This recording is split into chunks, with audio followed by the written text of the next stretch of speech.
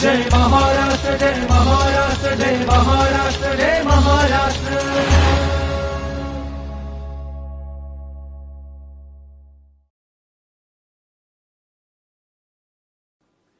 नमस्कार मंडळी, माहिती आणि जनसंपर्क महासंचालनालयाच्या जय महाराष्ट्र या कार्यक्रमामध्ये मी सुषमा जाधव आपलं मनापासून स्वागत करते। मंडळी, पावसाळा सुरू झालेला आहे। पावसाळा सर्वांना हवाहवासा वाटणारा हा ऋतू, अतिशय आल्हाददायक असा हा ऋतू मानला जातो। मात्र जेव्हा पावसाळा येतो त्यासोबत तो विविध आजार सुद्धा घेऊन येतो, हे आपण लक्षात घेतलं पाहिजे। पावसामुळे बऱ्याच ठिकाणी पाणी साचतं आणि या दूषित पाण्यामुळे म्हणा किंवा वाऱ्यामुळे विविध आजार जे आहेत ते उद्भवत असतात। त्यासोबतच मलेरिया म्हणूया, डेंग्यू, लेप्टोस्पायरोसिस असे अनेक आजार आहेत ते सुद्धा पावसामध्ये थैमान घालीत असतात। नेमके हे आजार काय आहेत, त्याची लक्षणं काय आहेत, यासाठी कशी काळजी घेतली पाहिजे, कोणत्या उपाययोजना केल्या पाहिजेत, याविषयी आज आपण जाणून घेणार आहोत। त्यासोबतच 28 जुलै हा जगभरामध्ये हेपेटायटिस दिन म्हणून पाळला जातो आणि त्याच निमित्तानं हा आजार काय आहे, याची लक्षणं काय आहेत, यासाठी कोणत्या प्रकारच्या उपाययोजना केल्या पाहिजेत, याविषयी सुद्धा आज आपण माहिती जाणून घेणार आहोत। आणि याचसाठी आज आपण जय महाराष्ट्र या कार्यक्रमासाठी निमंत्रित केलेला आहे सर जे रुग्णालयाच्या औषध वैद्यकशास्त्र विभागाचे पथक प्रमुख डॉक्टर मधुकर गायकवाड सर यांना। सर नमस्कार, जय महाराष्ट्र या कार्यक्रमामध्ये आपलं मनापासून स्वागत। सर, आता पावसाळा सुरू झालेला आहे। पावसाळा म्हटल्यानंतर सर्वत्र अगदी स्वच्छंद वातावरण असतं, अगदी आल्हाददायक वातावरण असतं। मात्र या पावसामध्ये मोठ्या प्रमाणात आपल्याला वातावरणात, हवामानामध्ये बदल झालेले पाहायला मिळतात। त्यामुळे साथीचे आजार जे आहेत ते सुद्धा मोठ्या प्रमाणात इथे पाहायला मिळतात। तर ते नेमके काय आहेत आणि त्यांची लक्षणं काय आहेत? नक्कीच मॅडम, आपण पाहतो की पावसाळ्यामध्ये सगळ्यांना चांगला हवा असा वाटतो, पण ह्या पावसाळ्यामध्ये सुद्धा आपल्या आरोग्याची काळजी घेणं खूप गरजेचं आहे। कारण पावसाळा म्हणले की आजारांना निमंत्रण असतं, कारण सगळ्यात जास्त जे काही इन्फेक्शियस डिसीजेस वगैरे असतात हे आपल्या पावसाळ्यामध्ये जास्त वाढत असतात। जसे आपण बोललेच आहे की काही आजार आहेत, जसे की जे डासाच्या उत्पत्तीमुळे जास्त हे पावसाळ्यात होतात, त्याच्याद्वारे सुद्धा काही आजार होणार, जसे की मलेरिया आहे किंवा डेंग्यू आहे किंवा चिकनगुन्या वगैरे आहे। आणि बरेच आजार जसे की आपल्या पचन संस्थेशी रिलेटेड आजार आहे त्याच्या जास्त होतात, की जुलाब होणे, उलटी होणे किंवा पोटात दुखणे वगैरे किंवा अॅक्यूट गॅस्ट्रोएंटायटिस वगैरे, तर किंवा कॉलरा वगैरे हे आजार हे आपल्या पावसाळ्यामध्ये जास्त ह्या पचन संस्थेचे निगडीत जास्त होत असतात। पण त्याच्या व्यतिरिक्त जसे काही आजार आहेत की आपल्या श्वसन संस्थेचे आहेत, हे श्वसन संस्थेचे रिलेटेड झाल्याच आपण रेस्पिरेटरी सिस्टीम बोलतो, तर त्याच्याशी सुद्धा बरेच आजार जसे आहेत त्याच्या निगडीत बरेच आजार होत असतात, जसे की ब्रॉन्कियल अस्थमा आहे किंवा शिवपुडी वगैरे आहे किंवा निमोनियासारखे आजार शक्यता जास्त होत असतात। आणि अजून बरेच सिस्टीम आहेत, त्या सिस्टीमशी हा आजार नेमका ह्या पावसाळ्यामध्ये जास्त वाढत असतात। कारण एकूणच जेव्हा पावसाळा सुरू होतो तेव्हा साथीचे आजार मोठ्या प्रमाणात उद्भवत असतात। तर मग ह्या साथीच्या आजारामध्ये नागरिकांनी कशी काळजी घेतली पाहिजे? काही साथीचे आजार जे आहेत आपल्या काळजी घेणं खूप गरजेचं आहे, कारण घरामध्ये लहान मुलं असतील किंवा ज्येष्ठ नागरिक असतील, 50 ते 60 वर्षाचे असतील, तर यांची प्रतिकारशक्ती खूप कमी असते। हे जायली इन्फेक्शन ह्या एजमध्ये जास्त होत असते। आणि त्याच्या व्यतिरिक्त आपण स्वतःची निगा किंवा स्वतःची काळजी किंवा आपल्या परिसराची आणि आपल्या घरातली काळजी घेणं खूप गरजेचं असतं, कारण आपलं घर सुद्धा स्वच्छ ठेवणे किंवा आपल्या स्वतःच्या शरीराची निगा राखणे आणि बरेच काही गोष्टी, जसे की आपल्या पावसामध्ये आपल्या घराच्या बाजूला वगैरे पाणी वगैरे साचले असते किंवा डबके वगैरे बरेच असतात किंवा घरामध्ये सुद्धा बरेच डासाची उत्पत्ती होत असते, जसे की मी सांगितलं की फ्लॉवर पॉट्स आहेत किंवा फ्रीजच्या ठिकाणी जिथे हे डासाची जास्त उत्पत्ती होत असते, ज्याच्यामुळे हे जे काही आजार आहेत, मलेरिया आहे, डेंग्यू आहे, काही चिकनगुन्या आहे, हे सुद्धा जास्त पावसाळ्यामध्ये होण्याची शक्यता जास्त असते।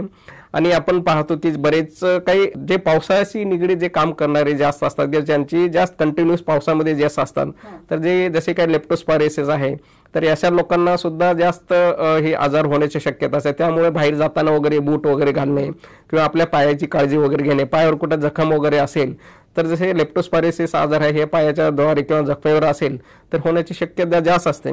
त्यामुळे पावसामध्ये नागरिकांनी आपली काळजी त्याबरोबर आपल्या घरातले सुद्धा आणि आपल्या घरामधील आणि घराच्या बाहेरच्या परिसराची जर काळजी जर चांगल्या प्रकारे घेतली तर ह्या आजारांना आपण नक्कीच दूर ठेवण्यासाठी आपल्याला मदत होईल.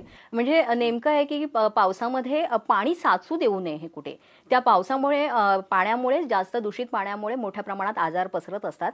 पावसाळा म्हटलं की मलेरिया, डेंग्यू किंवा तुम्ही म्हणालात लेप्टोस्पायरोसिस, वाताचे विविध प्रकार आहेत. तर मग हे जे आजार उद्भवत असतात तर याची नेमकी लक्षणं काय आहेत ती कशी ओळखायची नागरिकांनी?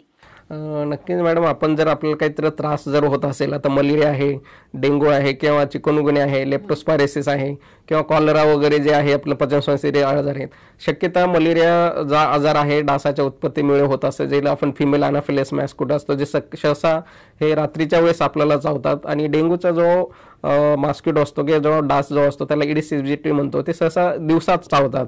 त्यामुळे थंडी वाजून ताप वगैरे असेल, बॉडी पेन असेल, विकनेस असेल तर मलेरिया सहसामध्ये आपल्याला आढळून येतं. आणि डेंग्यू फिवरमध्ये बॉडी पेन, ताप तर असतोच, पण आपल्या डोळ्याच्या मागे जास्त दुखायला जास्त उर्ग त्रास होतो किंवा हेडेक होतं आणि सिव्हिअर बॉडी पेन ह्या आजारामध्ये आपल्याला आढळून येतात. आणि चिकनगुनियामध्ये सुद्धा सिव्हिअर बॉडी पेन असतं किंवा सिव्हिअर आर्थरायटिस हे त्या आजारामध्ये असतात. आणि लेप्टोस्पायरोसिस सुद्धा हा एक प्रकारचा कावीळचाच प्रकार आहे, ज्याच्यामुळे आपल्या लिव्हरवर त्याचा इफेक्ट होतो. आणि हे कावीळ जर झाला असेल तर लेप्टोस्पायरोसिस सुद्धा आपण टेस्ट वगैरे केली पाहिजे. त्यामुळे आणि कॉलरा वगैरे त्याच्यामध्ये जुलाब आहे किंवा उलटी वगैरे आहे किंवा पोटात दुखणे वगैरे हे जर आपल्याला कळाले तर आपण नक्कीच डायग्नोज करू शकतो. सर, पावसाळ्यामध्ये आपली रोगप्रतिकारक शक्ती वाढवणं फार गरजेचं आहे, तर ते वाढवण्यासाठी नागरिकांनी आहार कसा घेतला पाहिजे? नक्कीच पावसाळ्यामध्ये ज्यावेळेस हे आजार हे पावसाळ्यामध्ये मुख्यतः दूषित पाणी किंवा बाहेरचा भाजीपाला वगैरे आपण बाहेरून आणतो, त्यावेळेस भाजीपाला किंवा फळं जे असतात आपलं चांगल्या प्रकारे पाण्याने धुवून वगैरे घेतलं पाहिजे. आणि ज्यावेळेस आपण बाहेरचे पदार्थ किंवा दूषित खाण्याचं वगैरे मुख्यतः आपण टाळलं पाहिजे. आणि शक्यतो गरम पदार्थ वगैरे जर आपल्या घरी जर बनवलं तर ते चांगल्या प्रकारे शिजवून किंवा जे काही फ्रेश व्हेजिटेबल्स असेल, फ्रेश जेवण असेल तर हे आपण आपल्या जेवणामध्ये त्याचा जास्त इन्व्हॉल्व केलं पाहिजे.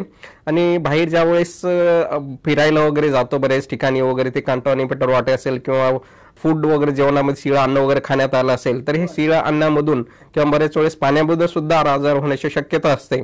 त्यामुळे हे बाहेर जाताना किंवा घरी सुद्धा असताना ज्यावेळेस लहान मुलं वगैरे घरामध्ये वगैरे असतील, बरेच आजार सुद्धा आपण जर हात वगैरे धुतले नाही चांगल्या प्रकारे तर आपल्या घरामध्ये काही लहान मुलं वगैरे असतील त्यांना हात वगैरे जेवणाच्या अगोदर चांगल्या प्रकारे जर धुतले तर बरेच आजार सुद्धा जसे की कॉलरा आहेत किंवा अॅक्यूट गॅस्ट्रोएंटरायटिस वगैरे आहेत, जे काही आजार होऊ शकतात तर हे आजार आपल्याला ह्या गोष्टी जर आपण केल्या घरी तर मुख्यतः आपण हे आजार वगैरे टाळू शकतो. म्हणजे स्वच्छता राखणं फार गरजेचं आहे नागरिकांनी यावेळेस, आणि कोरडेपणा. Yes sir. त्यासोबतच पावसामध्ये सांधेदुखी म्हणा किंवा वाताचे विकार, अस्थमा, तर अशा ज्या व्याधी आहेत त्या सुद्धा लोक वर काढत असतात. तर याची लक्षणं काय आहेत या आजारांची आणि यामध्ये काय काळजी विशेष घेतली पाहिजे? नक्कीच, कारण का लहान मुलांमध्ये आणि किंवा मोठ्या ज्येष्ठ नागरिकांमध्ये ज्यांचं 50 ते 60 वर्ष आहे त्यांना ऑलरेडी जर त्यांना ब्रॉन्कियल अस्थमा किंवा सीओपीडीचे काही किंवा रेस्पिरेटरी सिस्टीमचे काही आजार असतील, कारण का ह्या लहान मुलांमध्ये आणि मोठ्या माणसामध्ये कारण का आपली जी प्रतिकार शक्ती असते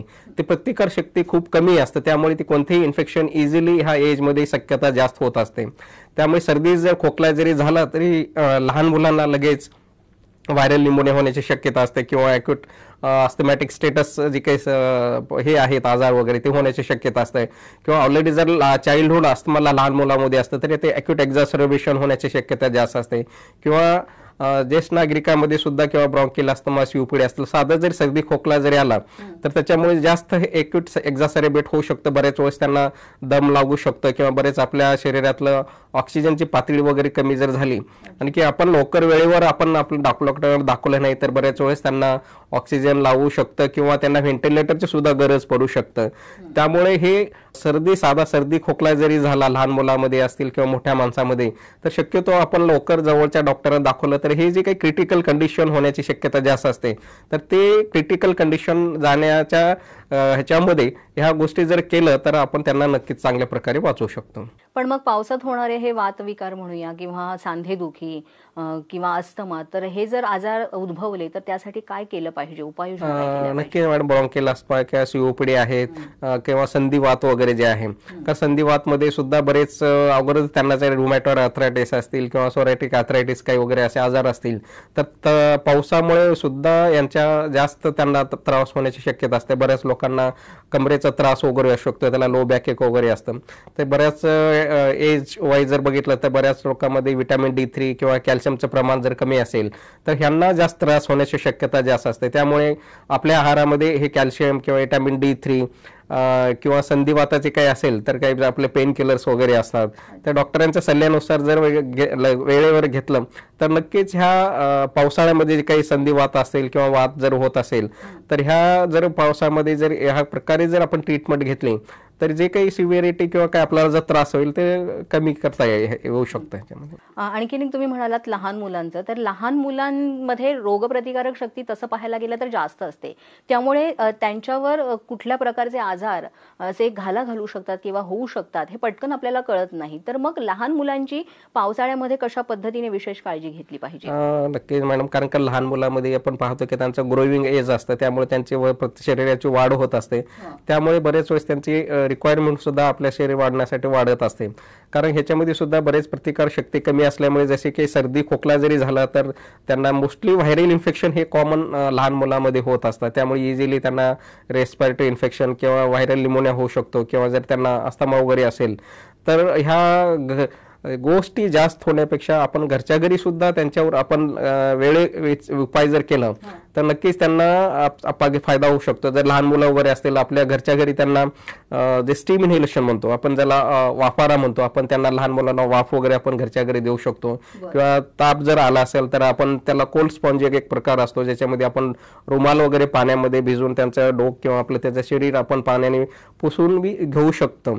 आणि जर पावसामध्ये त्यांची प्रतिकार शक्ती कमी असल्यामुळे थंडी वगैरे वाजून त्यांना सर्दी खोकला किंवा परसव होऊ शकतं, तर त्यावेळेस जर बाहेरून किंवा भिजण्यामध्ये वगैरे असेल तर कपडे वगैरे वेळोवेळी लगेच बदलायला पाहिजे. आणि त्यांना उबदार आणि कोरडे कपडे जर आपण त्यांना चांगल्या प्रकारे लहान मुलांना जर दिलं किंवा दररोज वगैरे घातले, त्यांना जर लहान मुलं वगैरे असतील जसे काही डायपर्स वगैरे बऱ्याच ठिकाणी वापरले त्याच्यामुळे सुद्धा अलर्जिक रिएक्शन वगैरे होऊ शकतात.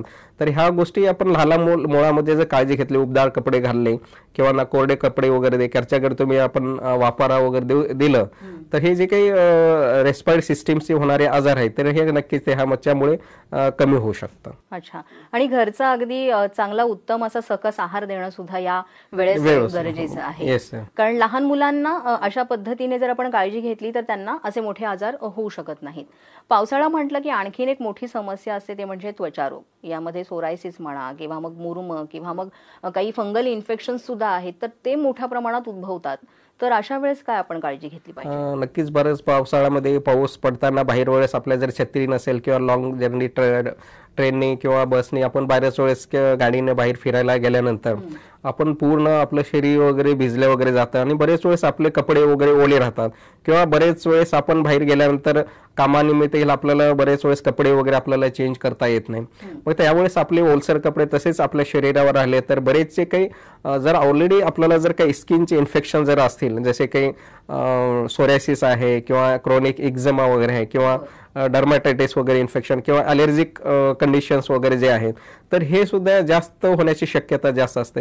आणि कंटिन्यू जास्त वेळ आपल्या शरीरावर जर ओले कपडे जर राहिले तर जसे की आपण पाहतो की फंगल इन्फेक्शन्स वगैरे आहेत, त्याच्यामुळे सुद्धा असे आजार जास्त होऊ शकतात. किंवा आपण खेड्यामध्ये वगैरे पाहतो बरेच शेतकरी असतील किंवा बायका असतील ते शेतामध्ये सुद्धा काम करण्यासाठी वगैरे जातात, त्यावेळेस जर भिजल्यानंतर त्यांच्या सुद्धा मध्ये फंगल इन्फेक्शन जास्त होऊ शकतं. किंवा बरेच पायामध्ये आपण त्याचा प्रकार चिखल्याचा एक नावाचा प्रकार असतो, तर तो सुद्धा जास्त ह्या लोकांमध्ये होऊ शकतं. त्यामुळे हे बाहेर जास्त गेल्यानंतर किंवा ओलसर कपडे आपल्या शरीरावर जास्त वेळ न ठेवता आपण घरी आल्यानंतर तेव्हा आपण ओलसर कपडे वगैरे चेंज केले किंवा कोरडे कपडे वगैरे घातले तर जे काही आपल्याला फंगल इन्फेक्शन आहे किंवा स्किनचे काही आजार आहेत किंवा ऑलरेडी असतील किंवा जर नंतर नवीन आजार किंवा स्किनचे सोरायसिस सांगितलं की मला डर्मॅटायटिस आहे किंवा एक्झिमा वगैरे आहे तर हे नक्कीच कमी होतील. म्हणजे ही सगळी काळजी आपण घेतली पाहिजे, त्याकडे दुर्लक्ष नाही केलं पाहिजे. जर दुर्लक्ष केलं तर मग तो आजार जास्त मोठ्या प्रमाणात सुद्धा बळावू शकतो. त्यामुळे वेळीच काळजी घेतली पाहिजे. सर, आणखीन एक आपण पाहतो की पावसामध्ये टायफॉइड मोठ्या प्रमाणात आजार उद्भवतो आणि त्याच्यामध्ये सुद्धा बऱ्याचदा नागरिकांना कळत नाही काय करायचं ते. तर नेमका हा आजार काय, याची लक्षणं काय आहेत? टायफॉइड म्हणजेच मॅडम आपण त्याला एंट्रिक फीवर वगैरे म्हणतो. सॅल्मोनेला टायफी हा बॅक्टेरिया आहे, त्याच्यामुळे हा आजार होतो. बऱ्याच वेळा आपण बाहेर वगैरे पाण्यामध्ये कुणा कॉन्टॅमिनेटेड वॉटर असेल किंवा बाहेरचं वगैरे खाण्यामध्ये वगैरे आलेलं असेल ते, किंवा आपण घरी सुद्धा बरेच वेळेस फ्रीजमध्ये ठेवलेलं किंवा शिळं अन्न खाण्यात आलं असेल, तर त्यामुळे सुद्धा हा आजार आपल्याला त्यालाच आपण टायफॉइड किंवा आपण एंट्रिक फीवर होऊ शकतो. त्याच्यामध्ये सहसा आपल्याला पचनसंस्थेशी रिलेटेड हा आजार आहे. बऱ्याच लोकांना उलटी, मळमळ होणे किंवा जुलाब वगैरे होणे, पोटात दुखणे, आणि त्याच्यामुळे बऱ्याच वेळेस पोटातून वॉटर लॉस किंवा इलेक्ट्रोलाइट लॉस झालेला असतं, ज्यामुळे जुलाब आणि उलटीमध्ये आपल्या शरीरातलं पाणी आणि इलेक्ट्रोलाइट्स लॉस होऊन डिहायड्रेशनची कंडिशन सुद्धा ह्या टायफॉइड फीवरमध्ये, एंट्रिक फीवरमध्ये होऊ शकतं. त्यामुळे वेळोवेळी आपल्या घरी आल्यानंतर गरम पाणी किंवा उकळून पाणी वगैरे घेणे किंवा स्वच्छ पाणी वगैरे पिण्यासाठी वापरायला पाहिजे. किंवा फ्रुट्स किंवा व्हेजिटेबल्स, आपण जे काही फळं वगैरे किंवा जेवण वगैरे करतो ते चांगल्या प्रकारचे आपण घरी आल्यानंतर खायला वगैरे पाहिजे. आणि हा आजार ज्यावेळेस असे काही कंडिशन वगैरे असेल तर बरेच वेळेस आपण डॉक्टरांना दाखवू शकता. घरीच्या घरी आपण सुद्धा त्याची ट्रीटमेंट करू शकतो. जर बरेच जसे काही ORS सोल्युशन वगैरे जर घरी असतील, ORS सोल्युशन जर नसेल तर आपण लिंबू पाणी वगैरे त्याच्यामध्ये मीठ वगैरे टाकून सुद्धा आपण त्या रुग्णाला किंवा ज्याला काही त्रास झाला आपण त्यांना देऊ शकतो. किंवा जर नारळ पाणी वगैरे असेल तर ते सुद्धा त्यांना दिलं तर आपल्या शरीरातलं जे काही पाणी आणि वॉटर किंवा इलेक्ट्रोलाइट्स लॉस झाले असेल तर ते रेफ्लिनिस किंवा ते भरायला आपल्याला ते नक्कीच मदत होईल, ज्यामुळे डिहायड्रेशन पासून आपण ते वाचू शकतील. म्हणजे अशा पद्धतीने ही काळजी आपण घेतली पाहिजे. कारण जसं तुम्ही म्हणालात की विविध आजार जे आहे ते पावसामध्ये मोठ्या प्रमाणात उद्भवत असतात, त्यांच्याकडे दुर्लक्ष न करता वेळीच कोणता आजार आहे तो ओळखून त्याच्यावर उपचार केले पाहिजेत. आणि यामध्ये टायफॉइड जर असेल तर त्याच्यामध्ये अशी जी लक्षणं आहेत ती जर आढळली तर डॉक्टरांशी संपर्क साधणं आणि उपाययोजना करणं फार गरजेचं आहे. राज्यामध्ये झिका आजारानं डोकं वर काढलेलं आहे, ते रुग्ण आढळत आहेत. तर नेमका हा झिका आजार काय आहे आणि त्यासाठी कशी काळजी घेतली पाहिजे, उपाययोजना केल्या पाहिजेत? झिका म्हणजे हे डेंग्यू सारखाच एक आजार आहे. हा सुद्धा व्हायरल इन्फेक्शन आहे मॅडम, ज्याच्यामुळे एडिस इजिप्टी जो मॉस्किटो आहे, जो की आपल्याकडे सुद्धा पाहतो स्टॅग्नंट वॉटर, फ्रेश वॉटर जे वगैरे असतात, जसे की आपल्या घरामध्ये फ्लॉवर पॉट्स असतील किंवा फ्रीजच्या खाली पाणी वगैरे साचलेलं असतं, त्या ठिकाणी सुद्धा ह्या डासाची उत्पत्ती होत असते. किंवा बाहेर ज्या ठिकाणी आपले कोकोनट्स किंवा आपले नारळाचे जे सेल्स वगैरे असतात त्याच्यामध्ये करवंट्या वगैरे त्याच्यामध्ये जमा झालेले पाणी असेल, किंवा बऱ्याच ठिकाणी आपल्याकडे पाणी साठवून ठेवण्याची आपल्याकडे सवय असतात, जसे हौद आहेत किंवा खेड्यामध्ये रांजणाचा प्रकार जो असतो, तर त्याच्यामध्ये हे डासाची उत्पत्ती शक्यता जास्त असते. त्याला एडिस इजिप्टी मॉस्किटो आपण त्याला म्हणतो, त्यालाच आपण टायगर मॉस्किटो सुद्धा बोललं जातं. कारण त्याच्या बॉडीवर ते टायगर सारखे strips, black and white strip असल्यामुळे ते टायगर मॉस्किटो त्याला बोललं जातं. आणि शक्यतो हे मॉस्किटो सहसा दिवसा आपल्याला चावत असतात. आणि हा एडिस इजिप्टी पासूनच झिका, त्याचबरोबर डेंग्यू हा इन्फेक्शन वगैरे होऊ शकतो. आणि ह्याची सुद्धा लक्षणं सेम जसे डेंग्यू इन्फेक्शनमध्ये असतात, जसे की ताप वगैरे येणे किंवा बॉडी पेन असणे किंवा अंगावर पुरळ वगैरे येणे किंवा अंग लालसर वगैरे होणे, ज्याच्यामध्ये डेंग्यूमध्ये सुद्धा प्लेटलेट वगैरे कमी होऊ शकतात. त्यामुळे ब्लिडिंग मॅनिफेस्टेशनचे फीचर्स आपल्या शरीरावर वगैरे दिसू शकतात. किंवा बरेच वेळेस आपल्या शरीरातलं पाणी कमी झाल्यामुळे त्याच्यामध्ये सुद्धा ब्लड प्रेशर वगैरे आपलं कमी झालेलं असतं. तर त्यामुळे हे झिका व्हायरस आणि डेंग्यूची आपण जर कंपॅरिझन केलं तर लक्षणं आणि प्रेझेंटेशन आपल्याला सारखंच दिसेल मॅडम. अच्छा, मग यावर उपाययोजना काय केल्या पाहिजेत? नक्कीच आपण उपाययोजना सुद्धा करू शकतो. पण ज्यावेळेस इन्फेक्शन वगैरे जसे की महिला वगैरे आहेत किंवा गरोदर स्त्रिया वगैरे आहेत, तर यांच्यामध्ये जास्त जर झालं तर त्याच्यावर इफेक्ट त्यांच्यावर जास्त होऊ शकतं. कारण गरोदर स्त्रियामध्ये जे वाढणारं जो बाळ असतं किंवा फिटस असतं, तर त्याच्या ब्रेनवर इफेक्ट त्याचा जास्त होऊ शकतो. त्याला मायक्रो इन्सेफेलोपॅथी म्हणतात. ब्रेनची ग्रोथ वगैरे कमी होऊ शकतं किंवा ब्रेनचे डिफेक्ट्स वगैरे तयार होऊ शकतात किंवा कंजेनायटल अनॉमलीज सुद्धा त्या झिका व्हायरस मुळे होऊ शकतात. त्यामुळे ह्या गरोदर स्त्रियांमध्ये जर झाला तर काळजी घेणं खूप गरजेचं असतं. आणि ह्याचं ट्रीटमेंट सेम अगर ताप वगैरे असेल तर आपण अँटीपायरेटिक ड्रग्स वगैरे देऊ शकतो, किंवा जर सेकंडरी बॅक्टेरियल इन्फेक्शन असेल तर अँटीबायोटिक्स वगैरे, आणि आपलं हायड्रेशन वगैरे मेंटेन केलं तर नक्कीच हे काही झिका व्हायरसमुळे जे काही सिव्हिरिटी किंवा डेथ होण्याची शक्यता असते ते आपण नक्कीच करू शकतो. अच्छा, 28 जुलै हा जगभरामध्ये हेपेटायटिस दिवस म्हणून पाळला जातो. तर हा हेपेटायटिस हा आजार काय आहे? नक्कीच आपल्याकडे पाहतो की हेपॅटायटिसमुळे आपल्याला कावीळ होत असतात. तर हेपॅटायटिसचे बरेच प्रकार, हेपॅटायटिस ए आहे, हेपॅटायटिस बी आहे किंवा हेपॅटायटिस सी आहे, हेपॅटायटिस डी आहे आणि हेपॅटायटिस ई सुद्धा आहे. कारण का हे काही आजार जे आहेत, जे काही आजार हे पाण्यातून किंवा जेवणामधून होणारे, जसे की हेपॅटायटिस ए आणि ई आहे, ते काही दूषित पाण्यातून किंवा दूषित जेवणामधून किंवा याच्यातून होण्याची शक्यता असतात. आणि हेपॅटायटिस बी, सी हे शक्यतो जास्त आपल्याला शरीरासाठी घातक असतात. त्यासाठी हेपॅटायटिस बी आजार चे आणि हेपॅटायटिस सी चे ट्रान्समिशन मेथड्स, सहसा ट्रान्समिशन जे आहे आपल्या शरीराचे संक्रमण होण्याचे आहे ते सेमच आहे. त्यामुळे शक्यतो हेपॅटायटिस चे इन्फेक्शन झालं तर आपल्या शरीरावर आपले जो लिव्हर वगैरे आहे त्याच्यावर त्याचा जास्त इफेक्ट होतात, ज्याच्यामुळे कावीळ वगैरे वाढून, आणि जर कावीळमध्ये जे आपले बिलिरुबिन वगैरे आहे किंवा कावीळचं जास्त प्रमाणात वाढलं तर बऱ्याच वेळेस आपल्या मेंदूपर्यंत किंवा त्याचा इफेक्ट लिव्हरवर झाल्यामुळे बऱ्याच वेळेस सिरोसिस वगैरे किंवा लिव्हर फेल्युअर होऊ शकतं. त्यामुळे हा जास्त आपल्याला शरीराला त्रास देऊ शकतो. म्हणून वेळच हे हेपॅटायटिसचे इन्फेक्शन वगैरे आपण डायग्नोस्टिक करणं खूप गरजेचं असतं. हेपॅटायटिस बी तुम्ही म्हणालात, तर मग जसे वेगवेगळे तुम्ही म्हणालात बी आहे, सी आहे, हेपॅटायटिस ई आहे, तर मग या हेपॅटायटिस बी या आजाराची लक्षणं काय आहेत? हेपॅटायटिस बी जर झालं तर बऱ्याच वेळेस लोकांना किंवा रुग्णाला जर पोटामध्ये दुखणे वगैरे किंवा कावीळीचं त्याचं प्रमाण जर जास्त वाढलं असतं तर डोळे वगैरे पिवळे वगैरे होणे किंवा लघवी वगैरे आपली हे पिवळ्या कलरची अगर होत असेल, आणि बरेच वेळेस जर बिलिरुबिन वाढल्यानंतर आपल्या शरीरावर वगैरे सुद्धा खाज वगैरे सुटणं किंवा त्याला आपणच प्युरायटिस वगैरे बोललं जातं, तर हे सुद्धा होऊ शकतं. किंवा बऱ्याच वेळेस आपल्या केसाचा कलर वगैरे चेंज झाला होऊ शकतो. त्यामुळे हे हेपॅटायटिसचं प्रमाण जर जास्त झाल्यानंतर त्याचा इफेक्ट जर आपल्या लिव्हरवर झालेला असेल तर सिरोटिक फेजमध्ये जर गेलेला असेल त्याच्यामुळे आपल्याला कॅन्सर बी होऊ शकतो किंवा लिव्हर फेल्युअर होऊ शकतं, ज्यामुळे लिव्हर फेल फेल्युअरचे साईन्स वगैरे दिसू शकतात. किंवा बरेच वेळेस रक्ताची उलटी वगैरे होणे किंवा टॉयलेटमध्ये वगैरे रक्त वगैरे जाणे, तर ह्याच्यामध्ये त्याला इंटरनल ब्लीड होण्याची शक्यता जास्त असते. त्यामुळे हा ज्यावेळेस ब्लीड होऊ शकतो किंवा बिलिरुबिन जास्त वाढलं त्याच्या ब्रेनवर इफेक्ट सुद्धा होऊ शकतो. त्यामुळे हा हेपॅटायटिस बी आणि हेपॅटायटिस सी हे आपल्या शरीरासाठी खूप घातक असतं. हा आजार नेमका कोणाला होतो, म्हणजे कोणाला जास्त धोका संभवतो आणि नेमका कशामुळे हा आजार होतो? नक्कीच मॅडम, हेपॅटायटिस बी आणि सी जे हायली प्रोन, जसे की हॉस्पिटलमध्ये काम करणारे जे असते स्टाफ असतील, डॉक्टर्स वगैरे असतील किंवा मेडिकल हॉस्पिटलमध्ये पॅरामेडिकल स्टाफ्स वगैरे असतील, कारण हे प्रोफेशन सुद्धा मध्ये जास्त इन्फेक्शन होण्याची शक्यता असते. किंवा बऱ्याच वेळेस ड्रग ॲडिक्टेड वगैरे जे काही असतात किंवा ज्यांना गांजा किंवा चरस वगैरे असे घेण्याची शक्यता जास्त असते, तर याच्यामधून सुद्धा होण्याची शक्यता, हा हेपॅटायटिस बी वगैरे सी होण्याची शक्यता, किंवा हे पर्सन्स हे ज्याला हाय प्रोन होऊ शकतात. तर कारण हेपॅटायटिस बी आणि सी जर असेल तर बऱ्याच आपण जर इन्फेक्टेड पर्सनचं ब्लड वगैरे त्या दुसऱ्यांना देण्यात आलं असेल तर त्याच्यातून सुद्धा होऊ शकतो.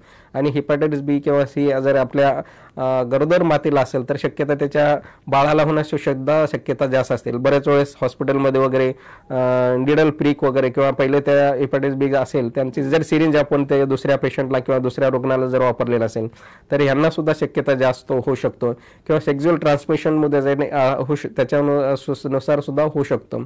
आणि बऱ्याच वेळेस जसे काही पेशंट्स असतात डायलिसिस वगैरे घेणारे वगैरे असतात, बरेच वेळेस आपलं ब्लड ट्रान्सफ्युजन जर ॲनिमिया असेल त्यांना जर ब्लड वगैरे देण्यात वगैरे असेल तर हे जे काही रूट ऑफ ट्रान्समिशन आहे त्याच्यामुळे हे हायली इन्फेक्टेड किंवा हायली प्रोन लोक आहेत, ह्याच्याद्वारे हे इन्फेक्शन होण्याची शक्यता जास्त असते. अच्छा, म्हणजे अशा ठिकाणी काम करणारी किंवा अशा व्यक्तींनी विशेष काळजी घेणं फार गरजेचं आहे.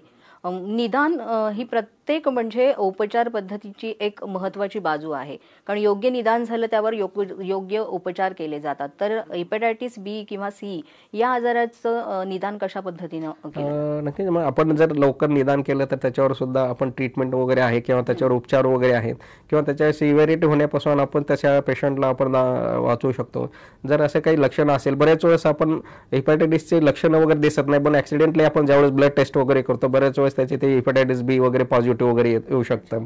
पण हेपॅटायटिस बी जरी पॉझिटिव्ह आलं तर त्याचा इफेक्ट आपल्या शरीरावर किती आहे किंवा त्याचा व्हायरल लोड वगैरे केलं जातं किंवा त्याचे बरेच अँटीबॉडी वगैरे आपण केलं जातं.